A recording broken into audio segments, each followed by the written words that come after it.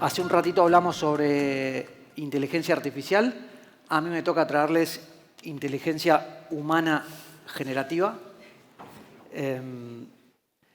Esto no va a ser un panel de preguntas y respuestas, esto va a ser una conversación entre tres personas que suman más de 100 años de experiencia profesional. Ámbito privado, ámbito público. La verdad es que es un lujo para nosotros tenerlos acá. Con José me uno una relación de muchos años. A ustedes los conocí más recientemente. Pocos. Pocos. Les agradezco mucho a los tres estar acá. Les agradezco mucho por las charlas previas que tuvimos para preparar esta conversación. Y si querés, José, ya disparamos la primera de la siguiente manera. Más temprano, Euge nos dijo, nos hablaba de el cambio y del cambio normativo y de la bomba de normas que vinieron de diciembre para acá. Y lo primero que necesito preguntarte es, contanos un poquito de todo eso, contanos un poquito de esa cantidad de normas y sobre todo de las fortalezas de las mismas. ¿Qué tal? Buenas tardes. Primero los saludo a todos, la verdad es un placer estar acá. Vamos directo a la pregunta. No son muchas, ¿no? Son como 2 o 3 bombas grandes. Obviamente tendríamos que estar hablando del DNU 70, tendríamos que estar hablando de la ley bases y tendríamos que estar hablando de la ley mal llamada la ley de blanqueo. Pero me parece que todos ustedes deben tener 200 memos hechos o recibidos, así que no los voy a aburrir con qué es lo que dice el DNU 70 o qué le dice la ley bases, pero sí 2 o 3 cositas si me permitís. Una, explicarles cómo surge. Surgió con una idea de Federico Sturzenegger, no sé si alguno lo conoce, es un señor muy particular, yo tengo una excelente relación, y es lo que cualquiera diría es un nerd. Y la primera pregunta que él hizo es, dame todas las normas vivas que estén hoy, creyendo que iba a ser caótico encontrarlas, él no sabía que existe Infolex, ponés todas las normas vivas y salen todas las vigentes. Y dijeron, mira, todo esto, no, yo soy viejo, imprimímelo. Entonces, siempre él cuenta que se lo imprimieron, se lo pusieron en el piso y llegaba hasta acá. Encima Federico de casi 2 metros, como te dice acá, está midiendo 1,10 m, no mis 80 centímetros si pongo la vara al mismo lado. Dice, bueno, ahora leámoslas. Y él las dividió como las dividiría en un gobierno de acuerdo a los 10 ministerios que él creía que tenía que tener un gobierno chico. Entonces ya separó. Ministerio de Economía, en ese momento pensaban en un Ministerio de Producción, Ministerio de Salud, etcétera, etcétera, etcétera. Dijo, bueno, ahora léanlas e interprétenlas y pongamos 3 colores. Rojo, obviamente se imaginan que debe ser, el verde y el amarillo. El rojo está mal, es horrible, hay que eliminarla, no sirve para nada, o al revés, para un gobierno, el gobierno que uno quiere, un gobierno más liberal, no tiene que funcionar. 2 ejemplos simples que todos la deben conocer. Ley de góndolas, que por suerte casi no entró en vigencia, y ley de abastecimiento, que por suerte se aplicó mucho menos de lo que se amenazó con ser utilizada. Y esas, derivémoslas, hagamos un DNU, y el primer artículo del DNU, las rojas, que se vayan a su casa. Las verdes, no las toquemos, dejémoslas como están. Y las amarillas, leyes que son lógicas que tendríamos que tener, voy a poner 2 ejemplos muy simples, tarjeta de crédito y ley de contrato de trabajo. Todo país tiene que tener una ley de contrato de trabajo y una ley de tarjeta de crédito que regule el intercambio de bienes y servicios a través de medios de pago electrónicos, etcétera, etcétera. Pero están en amarillo. ¿Por qué? Porque están viejas, están vetustas, ya o tienen cosas que hay que corregir. Entonces, ahí las dejaron en amarillo. Obviamente los niveles de los papeles iban cambiándose y piensen que había un gran nivel o un lindo nivel de papeles que iba al rojo, al tacho de basura. Dijo, bueno, pero no nos quedemos con que esté en amarillo, cambiémosla. Salgamos del hay que y entremos en hagamos.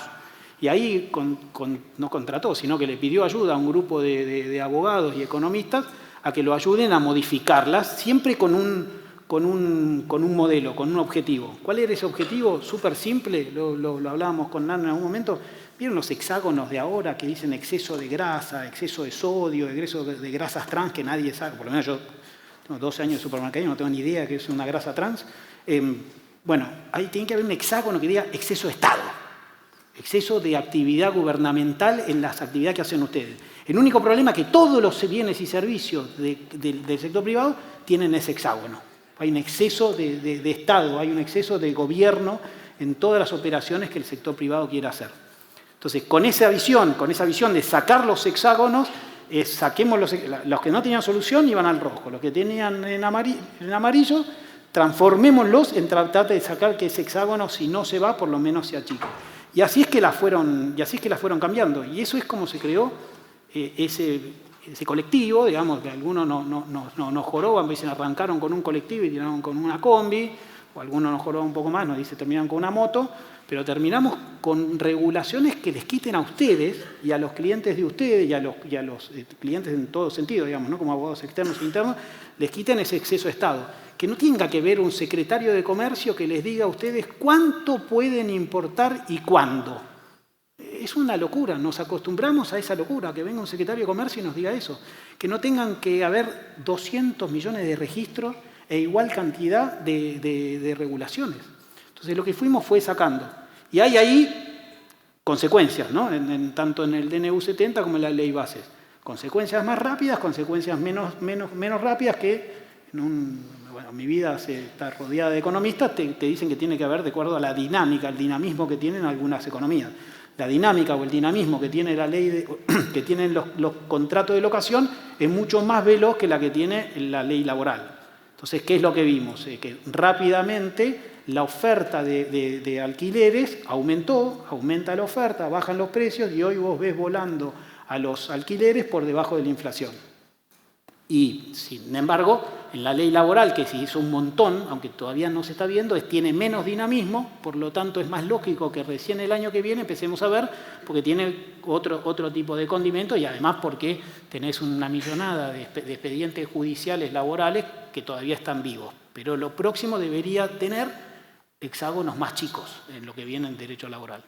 Y ahí también llegamos al RIGI, que no me quiero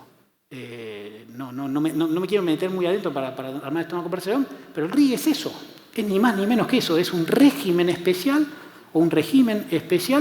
donde le sacamos Estado para que ustedes pueden convencer a sus clientes externos, insisto, para que inviertan, para que pongan plata en el país, para que hagamos un país más próspero. Todos los que estamos de este lado, corregime Andrés si me equivoco, aunque lo hablamos 1000 veces, lo estamos haciendo por nuestros hijos, lo estamos haciendo por las próximas generaciones y lo estamos haciendo lo que creemos que es lo que hay que hacer, que es achicar esos hexágonos o si pudiese ser posible, obviamente no tiene, pues agua mineral, si lo podemos arrancar y tirar a la basura. Pero, y con esto respondo a tu pregunta, pero siempre con una prioridad, y la prioridad es el equilibrio fiscal. Estamos justo en una semana, cuando hablamos de esto era medio difícil hablar de equilibrio fiscal, ahora estamos en una semana clave donde ese equilibrio fiscal, donde el presidente dice no se negocia, es real. Lo de ayer era 1.35 puntos del PBI, era estar dentro del superávit fiscal o salir del superávit fiscal, era tan simple como eso. Y no es tan simple como dicen algunos diputados que, no, pero si vos soltás el régimen de Tierra del Fuego, vos ahí compensás, porque tiene que ver lo que decíamos recién. Hay unas que son dinámicas y otras no. Si yo le tengo que pagar a los abuelos, que nadie dice que no hay que pagarles más, pero si le tengo que pagar a los abuelos, le tengo que pagar mañana. Y la dinámica de Tierra del Fuego, además de ser ley y un montón de temas objetivos del derecho, el dinamismo ese, la recaudación va a venir dentro de 5 años. Con lo cual, el superávit fiscal lo íbamos a dejar el mes que viene. Así. Con lo cual, el objetivo es estructura de equilibrio fiscal, superávit fiscal y luego sacar los hexágonos de exceso de Estado. Hablando entonces de estos cambios, hablabas de generar seguridad, hablabas del RIGI y Andrés te pregunto, sí.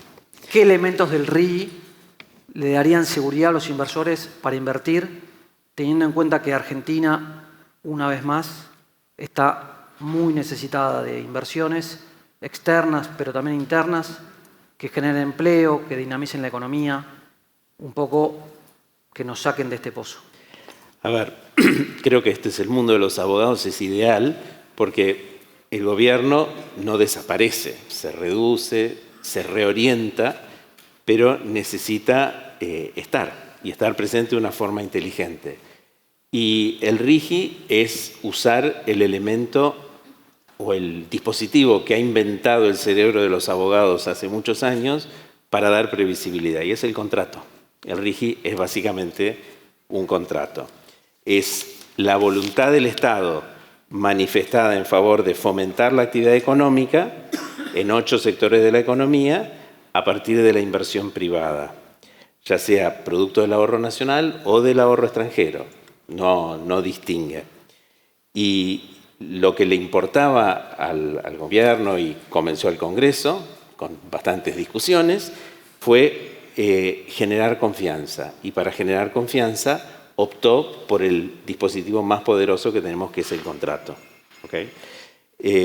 Y ese contrato es un contrato bilateral. Las dos partes asumen obligaciones. La parte privada se compromete a hacer inversión bajo ciertas características y bajo ciertos términos que tienen que ser aprobados, y el Estado Nacional se compromete a mantener estabilidad del sistema en 3 rubros, que son el aduanero, el cambiario y el tributario, ¿okay? Por 30 años.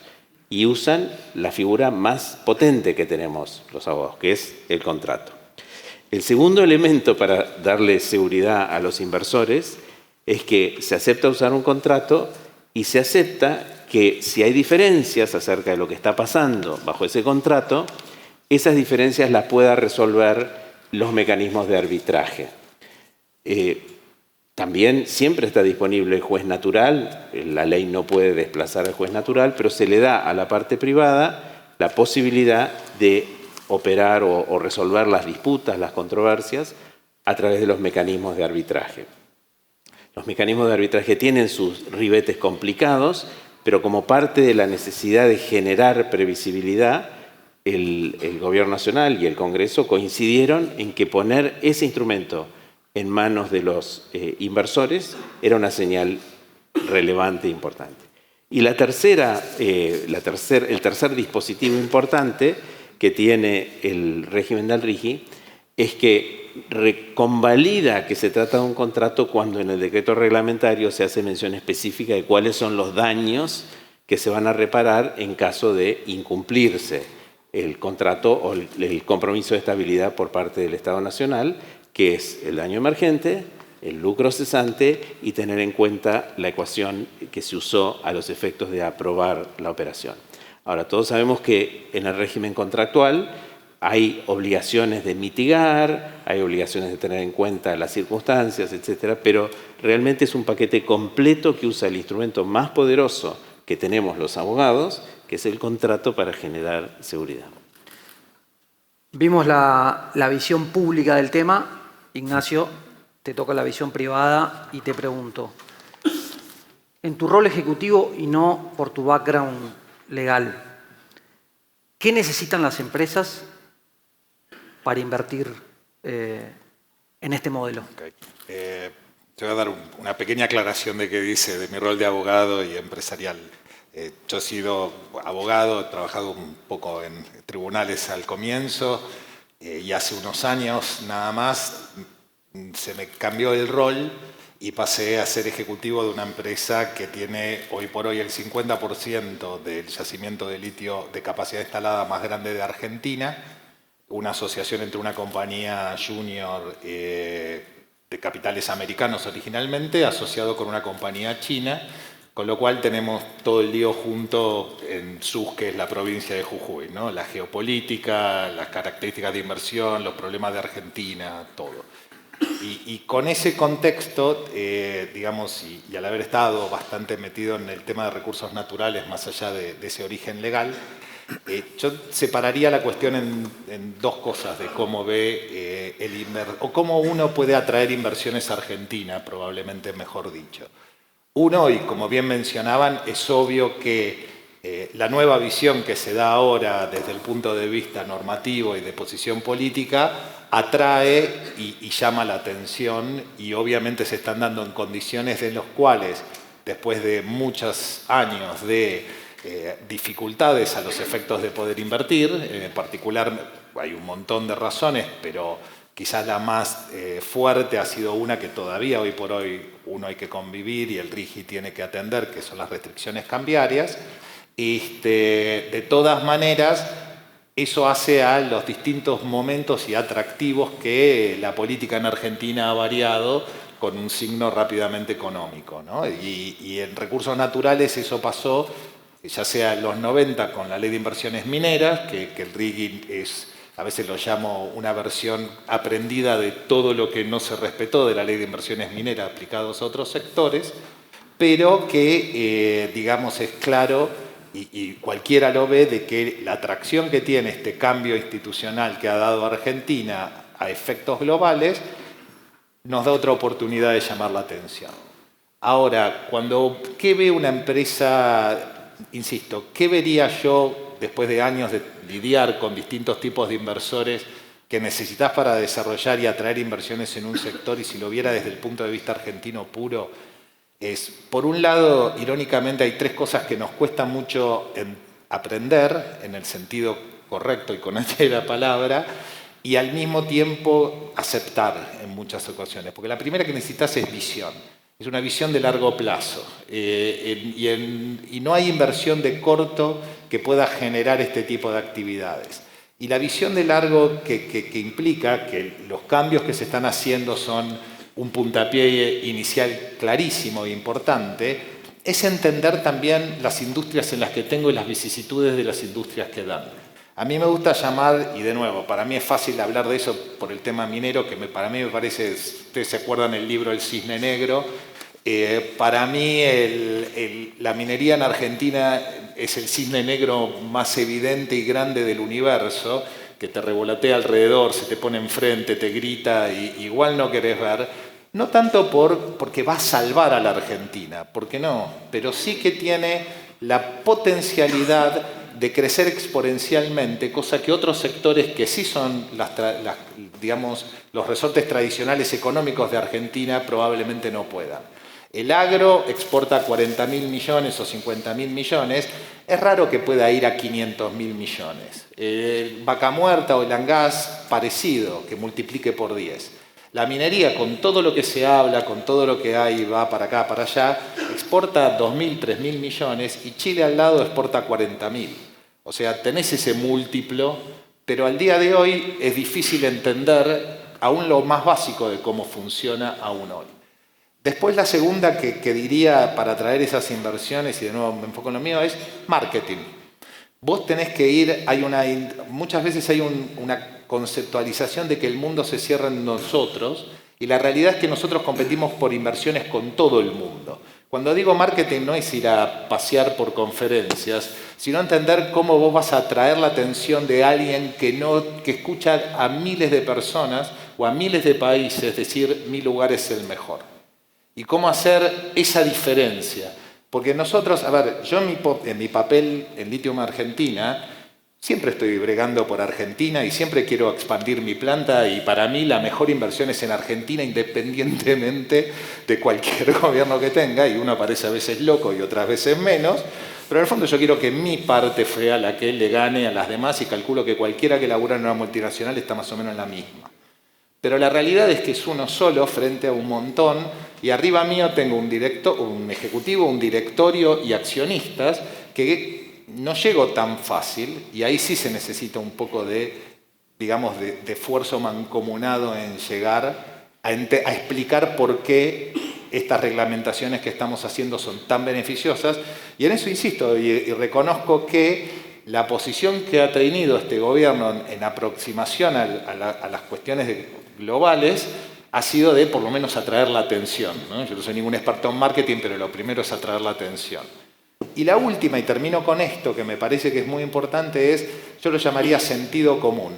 Si yo tengo visión y hago el marketing, eso no quiere decir que por sí funcione. La ley de inversiones mineras fue muy buena en los 90. Argentina no tuvo prácticamente ningún conflicto desde los que se vieron en los años 2000 ¿cómo se dice?, desde el punto de vista social de la minería y la mala imagen, que ahora ha aflojado bastante, pero que digamos que en ese momento también no había ni siquiera la preocupación, sin necesidad de entrar en la transformación energética que el litio y el cobre influyen tanto. Pero la realidad es que cuando Argentina más se abrió, los precios de los minerales más bajaron. Entonces no había plata en los mercados y saber de que hacer las cosas bien no siempre implica que automáticamente va a venir y entender las razones de por qué. Y cuando vos tenés esos tres componentes que todos derivan en actuación normativa y aplicación de actuación normativa, yo creo que uno tiene una posición muchísimo más fuerte para atraer esas inversiones. Y la realidad es que, en mucho esto lo hemos escuchado hasta el hartazgo, la realidad es que Argentina tiene ese potencial, y es más, tiene ese potencial muy por arriba, ya que diría afortunadamente. No habría razones para invertir en litio en Argentina desde el punto de vista macroeconómico, pero el único lugar que tenía las condiciones geológicas y un código minero que evitaba toda la intromisión estatal en la definición, en confundir lo que es producir carbonato de litio a hacer un auto eléctrico, ya lo tenías. Entonces, como esa ventaja competitiva que tuvimos, hay un montón que se pueden dar bien manejadas, pero todas pueden fallar si estos tres componentes no están. Cuando el litio nunca estuvo $80.000 la tonelada, pero pongamos 50.000, yo tuve medio mundo explicándome lo que yo, que hace 10 años que estoy en litio, no entiendo, que es cómo funciona un auto eléctrico. Y cómo desde sacar salmuera yo puedo hacer un Tesla en cualquier otro lado. Esa presión hacía que un lugar que era muy difícil para atraer inversiones, ya de entrada todo el mundo tuviese razones para dudar. Entonces hay que tener esa mirada inteligente como país de aplicar estas normas que se están dando, ¿no? Sin embargo, lo cierto es que, al menos desde que yo soy profesional, que son algo más de 20 años, no vienen inversiones en gran medida a Argentina. Y entonces les pregunto a José y a Andrés. Ignacio mencionó un caso de un régimen minero que no se cumplió. Imagino yo que debe haber habido otros. ¿Qué errores del pasado ustedes no quieren volver a cometer? Todos. Ninguno. Claro. Es muy buena tu respuesta. Mi mujer siempre dice, nunca digas depende, y que obviamente en este ámbito todos arrancamos con depende, así que ahí no está tan mal. Pero, a ver, técnicamente, si querés, te podría decir dos, tres cosas. Hay cosas que sí aprendimos que no hay que hacer. Porque tenemos que comparar con algún gobierno que esté cerca, obviamente, para hablar en este ámbito, podemos decir con Cambiemos. Lo primero es el tamaño del Estado. Pues si vos querés que las cosas se reduzcan, tenés que dar el ejemplo, ¿no? El padre tiene que dar el ejemplo con los hijos no aprenden de lo que decimos, sino de lo que nosotros hacemos. Y eso me parece que es un punto inicial. Y con esto te tiro un solo número. Lo que llama la ley de ministerios, sin aburrir, es la primera ley que crea la cantidad de ministerios. La ley de ministerios inicial de Cambiemos tenía 22 ministros, más dos personas con rango ministerial, y tenía 138 secretarios de Estado. La del actual gobierno tenía 8 ministerios, que ahora son 7, y 53 secretarios de Estado. O sea, un 42% de lo que era la otra, ¿no? Un poco el ejemplo, y con eso es que si nosotros nos apretamos, se tienen que apretar todos. Lo segundo es micro contra macro, ¿no? Hay una discusión histórica en los economistas si la micro es más importante que la macro, si la macro va antes, si la micro va antes. Lamentablemente Cambiemos jugó más con la micro y se ocupó más a través del Ministerio de Producción a que haya una micro más ágil y la macro no acompañó y bueno, pasó lo que pasó y la zozobra que todos vimos. Acá tenés a un presidente economista y a un grupo de economistas que están convencidos que es primero la macro y después la micro. Y un poco lo que hablaba después. Y después, si querés, como errores, también dentro del blanqueo, todo lo deben haber sufrido, clientes todavía no se olvidan de haber entrado en un blanqueo que fue el mejor blanqueo de la historia de la humanidad, pero a los 2 años del mismo gobierno nos subió los bienes personales y un asesinato final después al inicio de Alberto poniéndolo. Y yo creo y ahí se aprendió. Creo algo más en lo que dice Javier, que es importante y mencionaba Andrés. No depende solo del Estado, es correcto. Yo creo que va a haber una tendencia muy grande de las empresas a entender la realidad, digamos, de las autoimposiciones que se ponen y el sentido de la competencia de eso, que hay muchas que son válidas y otras que son sobrecarga. Cuando hablabas de la grasa, yo tampoco sé qué son las grasas trans, lo que sí veía es no es solo público, ¿eh?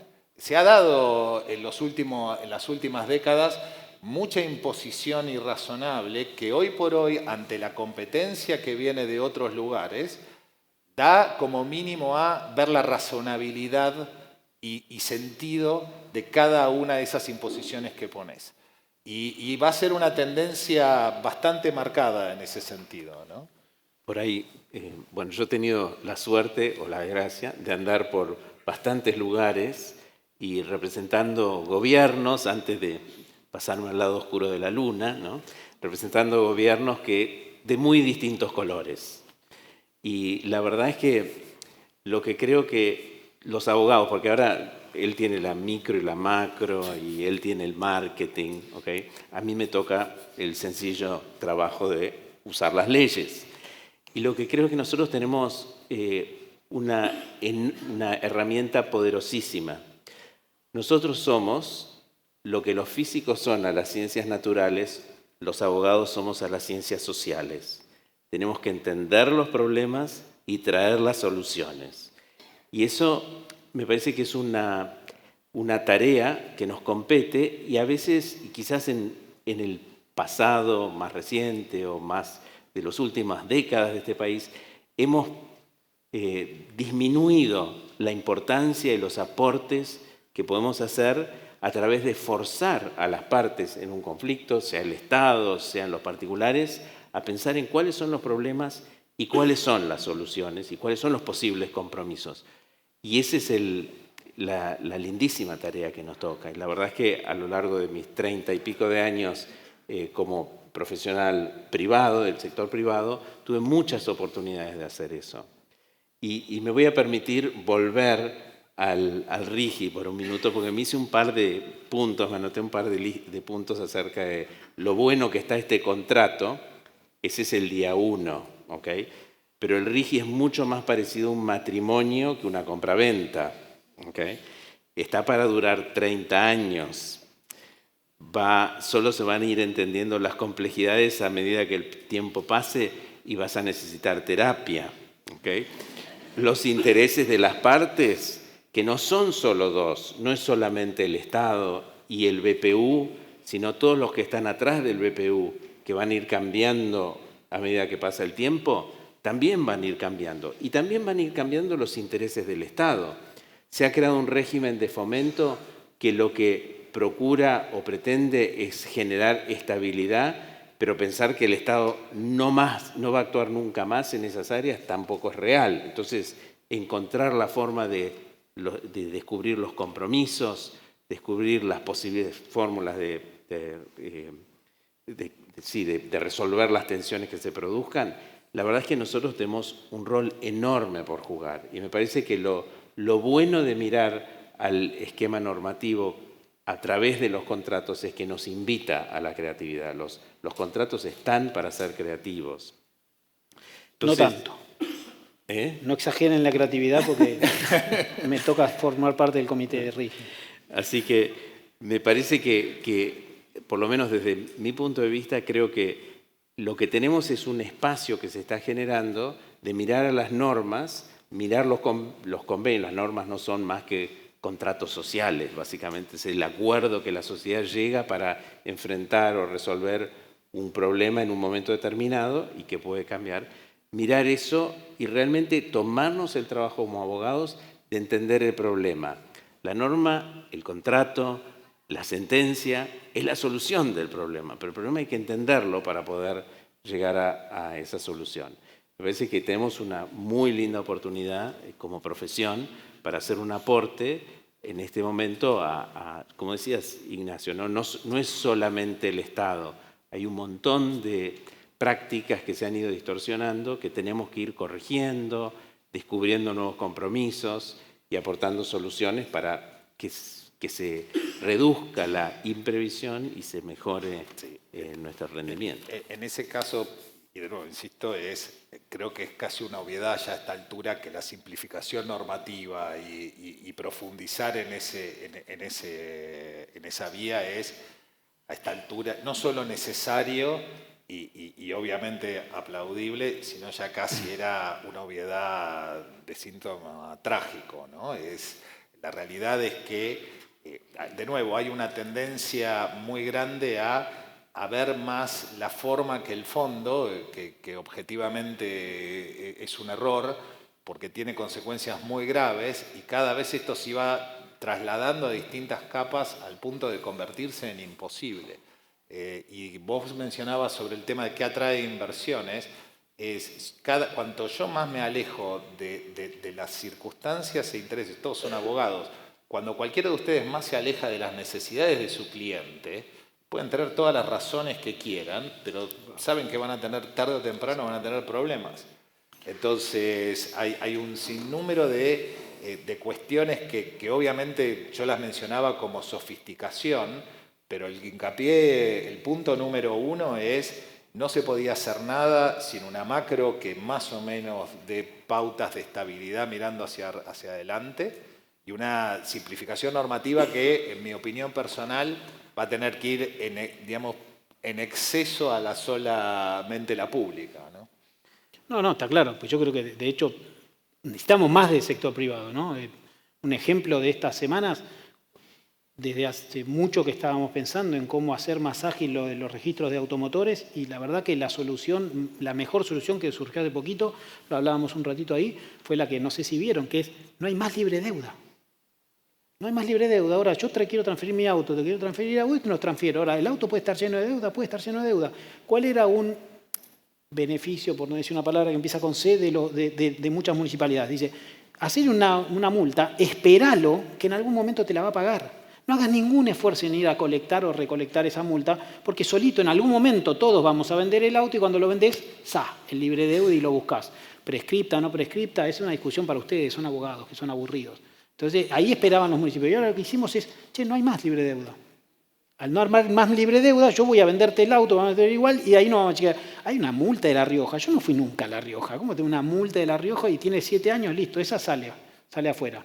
Y la otra, obviamente, negociarán ustedes, para eso están. Eso es un poco las cosas, y eso, les aseguro, no vino de ninguno de los cerebros que no tenemos nada de cerebro, lo quiero aclarar, salvo Andrés. Surgió del sector privado, que nos dijo, pero existe esto. Y lo implementamos, la verdad que de nuevo, Federico lo implementó en tiempo récord, que hace mucho más ágil la vida a ustedes. Bueno, no hay mucho más tiempo, así que de mi parte agradecerles. La idea principal de esta conversación que tuvieron ustedes era un poco mostrar la necesidad de la interactuación, del diálogo entre lo público y lo privado, un poco para que este cambio, que es el hilo conductual de esta jornada, traiga esa confianza, que genere esas inversiones, que genere ese empleo, que dinamice la economía que todos estamos necesitando. Muchas gracias a los tres. Gracias a ustedes.